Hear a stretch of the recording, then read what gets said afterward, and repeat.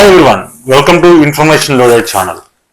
ఇప్పుడు కేవలం తెలుగు ఇండస్ట్రీయే కాదు, పూర్తిగా టాలీవుడ్, కాలీవుడ్, బాలీవుడ్ అంటూ ప్రతి ఒక్క ఇండస్ట్రీని షేక్ చేస్తున్న ఒక అంశం. ఎందుకంటే ఇప్పుడు మనం మాట్లాడుకోబోయేది సాధారణ వ్యక్తుల గురించి కాదు, లేడీ ఓరియంటెడ్ సినిమాలకు పెట్టింది పేరుగా ఉన్న హీరోయిన్ గురించి, అదేవిధంగా అనేక వివాదాల చుట్టూ తిరుగుతూ అనేక సార్లు కోర్టులు మెట్టు ఎక్కి, అదేవిధంగా తన నటనతో, తన గ్రేస్తో అనేక ఇండస్ట్రీల్లో అనేక భాషల్లో ఎంతో మంది ఫ్యాన్ ఫాలోయింగ్ సంపాదించుకుంటున్న ఒక హీరో గురించి, మరొక డైరెక్టర్ గురించి.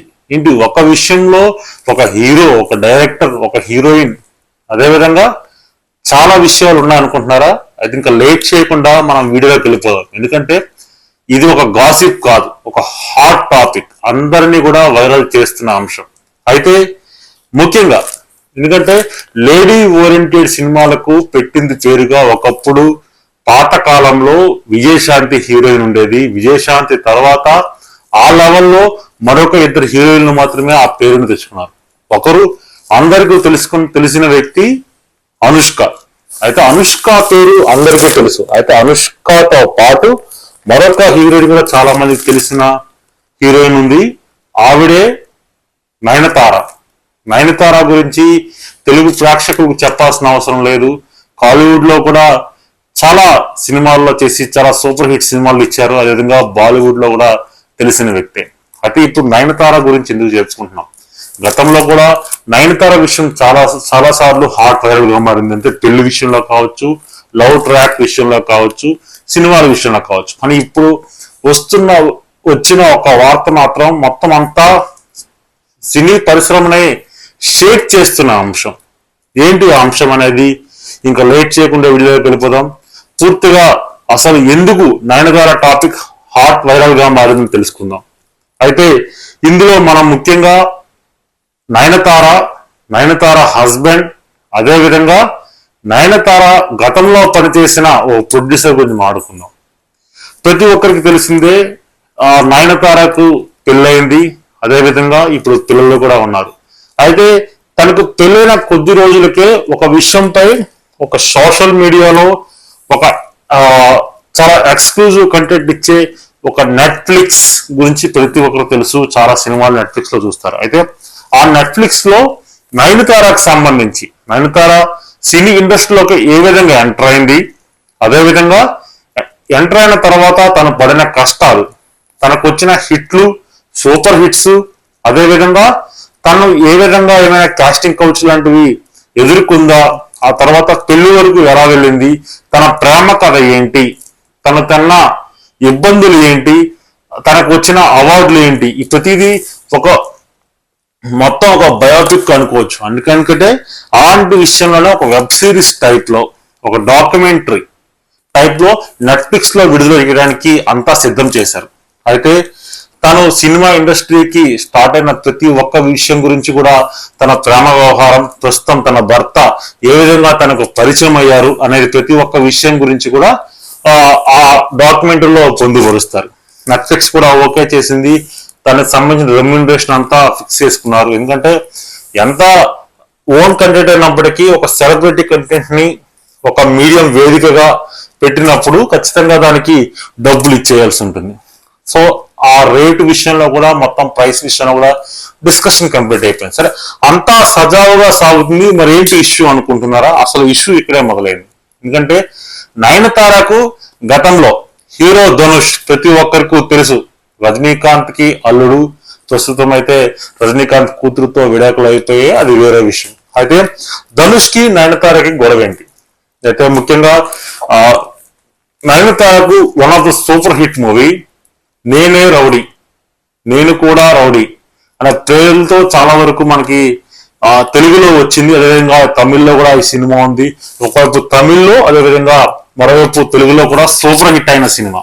అయితే ఏంటి ఈ సినిమా గురించి మనం ఇప్పుడు ఎందుకు మాట్లాడుకోవాలి అనుకుంటే, పూర్తిగా కూడా నయనతారకి సంబంధించి డాక్యుమెంటరీ చేసే విషయంలో తన సూపర్ హిట్స్ ఎంత ముఖ్యమో, ప్రస్తుతం తన భర్తకి తనకి ఏ విధంగా పరిచయం ఏర్పడింది అనేది కూడా ఒక నంబర్ 1 చాలా ముఖ్యమైన పాయింట్.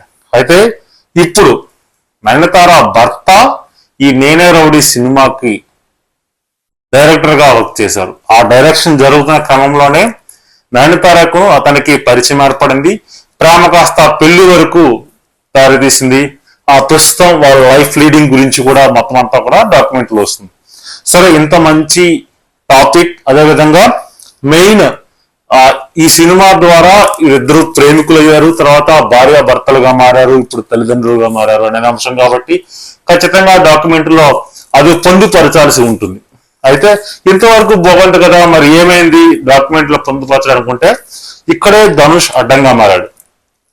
సాధారణంగా ఫిల్మ్ ఇండస్ట్రీలో ఎటువంటి హాట్ టాపిక్ అయినా సరే ఇలాంటి విషయాలు, ఎందుకంటే డాక్యుమెంటరీలో వాడాలంటే ఖచ్చితంగా వారు పర్మిషన్ తీసుకోవాలి. ప్రతి ఒక్క సినిమా ఎవరైనా సరే ఒక చిన్న సాంగ్ వాడాలన్నా సరే ప్రతి ఒక్కటి కూడా పర్మిషన్ తీసుకోవాలి. కానీ ఇక్కడ నయనతారకు సంబంధించిన టీం ధనుష్ టీం ని సంప్రదించారు. వారు ఏకంగా 2 సంవత్సరాల పాటు వారు ఈ సినిమాకు సంబంధించి వీరు ఇద్దరు కలిసి పనిచేసిన సినిమాకు సంబంధించి క్లిప్స్ ని వాడడానికి వారికి పర్మిషన్ ఇవ్వడానికి 2 years పట్టింది. అయితే 2 years అయినా సరే పర్మిషన్ ఇచ్చారా అంటే పర్మిషన్ ససేమరా ఇవ్వలేదు, లేట్ చేశారు. 2 years అయిపోయింది. సాధారణంగా ఒక హాట్ టాపిక్ గా ఉన్నప్పుడు మాత్రమే అది ఎటువంటి మీడియం అయినా సరే, ఏదైనా యూట్యూబ్ లో ఈ వీడియో అయినా సరే లేకపోతే ఎవరి వీడియో అయినా సరే ఒక హాట్ వైరల్ గా మారినప్పుడు పెడితేనే దానికి వ్యూవర్షిప్ ఎక్కువ ఉంటుంది, చాలా వరకు కంటెంట్ చూడడానికి ఆసక్తికరంగా ఉంటారు. ఇప్పుడు మీరైనా సరే ఈ వీడియో వైరల్ గా మారాలి అంటే ఖచ్చితంగా ఇందులో ఒక గాసిప్ అయినా ఉండాలి, లేదంటే నయనతార గురించి ఒక ఎవరికి తెలియని విషయం మీకు ఒక విషయం చెప్తే ఆ విషయం గురించి అయినా సరే మీరు స్పందించడానికైనా సరే మీరు చూడడానికైనా ఆసక్తి చూపిస్తారు. కానీ ఈ లేట్ అయ్యే కొద్దీ 2 years అయిపోయింది, వారిద్దరికి పిల్లలు కూడా పుట్టేశారు. అయితే ఇప్పుడు కంటెంట్ స్లో ఉండే అవకాశం అయితే కనిపిస్తుంది. అలాంటి తరుణంలో 2 years అయితే నెట్ఫ్లిక్స్ ఇంకా ఇబ్బంది పెట్టే అవకాశం ఉంటుంది. ఎందుకంటే ఈ మొత్తం డాక్యుమెంటరీ రిలీజ్ అవ్వడం సిద్ధమైన సమయంలో వీరు ఆ 2 years లేట్ చేయడంతో సరే వీళ్ళు ఇంకా లేట్ చేస్తారని చెప్పేసి సాధారణంగా ప్రతి ఒక్క చేతిలో మొబైల్స్ ఉన్నాయి. సేమ్ అదేవిధంగా ఏదైతే నేను రౌడీ విజయ్ సేతుపతి అదేవిధంగా నయనతార కలిసి నటించిన సినిమాలో కొన్ని ఫోన్ లో రికార్డ్ చేసిన వీడియోలు ఏవైతుంటాయి అంటే షూటింగ్ సమయంలో సాధారణంగా రికార్డ్ చేస్తారు కాబట్టి ఆ రికార్డ్ చేస్తున్న 3 seconds వీడియో పూర్తిగా కూడా 3 seconds వీడియో మాత్రమే ఆ డాక్యుమెంటరీలో ఉపయోగించారు. అయితే ఆ 3 seconds వీడియో ఉపయోగించినందుకు ధనుష్ కోర్టు మెట్లు ఎక్కాడు. ఏకంగా 3 seconds వీడియో వాడినందుకు నాకు 10 కోట్ల రూపాయలు కట్టాలి అంటూ కూడా నోటీసులు పంపించాడు. ఖచ్చితంగా ఇది పెద్ద షాక్ నయనతారకి, ఎందుకంటే ఊహించి ఉండదు. కానీ ఇది జరగడానికి ఇరువైపుల నుంచి తప్పుంది. ఒకవైపు నయనతార వైపు తప్పుంది, మరోవైపు ధనుష్ వైపు కూడా తప్పుంది. వీరిద్దరికి మధ్య అండర్స్టాండింగ్ లోపించడం వల్లనే, ఎందుకంటే యుగోకి పోయి వీరిద్దరూ ఒకరినొకరు ఇబ్బంది పెట్టుకుంటున్నారు. అంటే గతంలో సేమ్ ధనుష్ ప్రొడ్యూస్ చేసిన సినిమాకి హీరోయిన్ గా నయనతార వర్క్ చేసింది. ఆ సమయంలో ఖచ్చితంగా మూవీ ప్రమోషన్స్ అనేది ఖచ్చితంగా హీరో హీరోయిన్ అవసరమైతే కిరు ఎవరైతే ఉన్నారో ప్రతి ఒక్కరు కూడా రావాల్సి ఉంటుంది. అప్పుడే సినిమా ప్రజల్లోకి వెళ్తుంది. వారి మధ్యన జరిగిన ఏవైతే భావోద్వేగాలు కావచ్చు లేకపోతే మాటలు ఏమైనా ఫన్నీ ఇన్సిడెంట్స్ గురించి బయటకు వచ్చి ప్రజలతోటి పంచుకున్నప్పుడు మాత్రమే త్రూ మీడియా ద్వారా కావచ్చు, ఇంటర్వ్యూస్ లో కావచ్చు, లేకపోతే ప్రీ రిలీజ్ ఈవెంట్స్ కావచ్చు, సాంగ్స్ లాంచింగ్ సంబంధించి టీజర్ లాంచింగ్ సంబంధించి ఇలాంటి వేడుకల్లో పాల్గొనాలి. కానీ నయనతార సినిమాకి సంబంధించి ప్రీ రిలీజ్ ఈవెంట్ కి పాల్గొనడానికి ససేమేరా అంటే ఆ రోజు నుంచి నయనతారకి ధనుష్ కి మధ్యన మొత్తం అక్కడ గ్యాప్ వచ్చింది. ఆ గ్యాప్ అలా కంటిన్యూ అవుతూ ఒక భద్రశత్రువులా తయారయ్యారు. ఇప్పుడు సరిగ్గా ధనుష్ కి టైం వచ్చింది. ఎందుకంటే ఒకప్పుడు ప్రీ రిలీజ్ ఈవెంట్ రమ్మనంటే నయనతార రాలేదు కాబట్టి ఇప్పుడు నేను ఈ వీడియో క్లిప్పింగ్ సంబంధించిన పర్మిషన్ ఇవ్వను, ఎందుకంటే నేను ప్రొడ్యూసర్ని కాబట్టి నేను ధనుష్ కూర్చున్నాడు. సో రెండు వైపులా కూడా ఒక లాజికల్ క్వశ్చన్స్, లాజికల్ ఆన్సర్స్ రెడీగా ఉన్నాయి. అయితే వీరు ధనుష్ టీమ్ కి సంబంధించి ఎటువంటి సమాచారం రాకపోయేసరికి నేరుగా నెట్ఫ్లిక్స్ లో డాక్యుమెంటరీకి సంబంధించి 3 seconds వీడియోని మొత్తం యాడ్ చేసి పెట్టారు. ఆ 3 seconds వీడియోకి సంబంధించి 10 కోట్ల రూపాయలు నాకు కడితేనే మీరు నెట్ఫ్లిక్స్ లో ఆ వీడియో కంటిన్యూ చేయొచ్చు, లేకపోతే మొత్తం వీడియోనే ఆపేయాలంటూ కేసు పెట్టారు. అయితే ప్రస్తుతం ఇది ఇంత వైరల్ గా మారడానికి కేవలం ఇది ఒకటే కాదు, అదేంటి 3 సెకండ్లకి 10 కోట్ల రూపాయలు కట్టాలంటే ఆబ్వియస్లీ మన సొంతమైన వస్తువుకు సంబంధించి అవతల వ్యక్తి కావాలంటే ఖచ్చితంగా దానికి మన అంత రేటు చెప్తే అంత కొనాలి, లేదంటే వదులుకోవాలి. సో వాళ్ళు వదులుకోలేకపోయారు, ఖచ్చితంగా పెట్టాలి. ఎందుకంటే వారి ప్రామాణం అనేది అక్కడే స్టార్ట్ అయింది కాబట్టి ఆబ్వియస్లీ పెట్టాల్సి ఉంటుంది. సో 10 కోట్ల రూపాయలు కడతారా అంటే ఆ కడతారా లేదని విషయం పక్కన పెడితే దీనికి సంబంధించి ఇప్పుడు ఇంత మన ఈ వీడియో చేయడం కూడా కారణం ఏంటంటే నయనతార 3 పేజీల లేఖ రాసింది. అది స్వయంగా ఒక సీక్రెట్ గా రాసిన లేఖ కాదు, కానీ ఇన్స్టా స్టోరీలో పెట్టింది. ఆ 3 పేజెస్ లో కూడా ధనుష్ నువ్వు హీరో కాదు విలన్, నీలో ఉన్న ప్రతి కోణం కూడా బయటకు వస్తుంది. ప్రీ రిలీజ్ ఈవెంట్ లో ఆడియో లాంచ్ లో మాట్లాడే నువ్వు కాదు, ఇదే నువ్వు అని. అంటే ఒక హీరో గురించి, అంటే హీరో అంటే ఒక సెలబ్రిటీ విషయంలో మరొక సెలబ్రిటీ చెప్పిన అతి పెద్ద ఇన్నర్ వాయిస్ అందరికీ తెలియని వ్యక్తులు వారికి తెలుసుంటారు అందులో. ఎందుకంటే జనరల్ గా మన ప్రీ రిలీజ్ ఈవెంట్స్ లోను ఆడియో లాంచ్ లో లాస్ట్ లో ఎండ్ ఆఫ్ ద టాపిక్ లో చాలా మంది అంటే పవన్ కళ్యాణ్ చూసుకుంటే పవన్ కళ్యాణ్ జైహింద్ అంటాడు. ఆ విధంగానే ధనుష్ కూడా శివాయ నమః, ఓం నమ శివాయ నమః అంటూ ఆయన ఈవెంట్ లో క్లోజ్ చేస్తూ ఉంటాడు.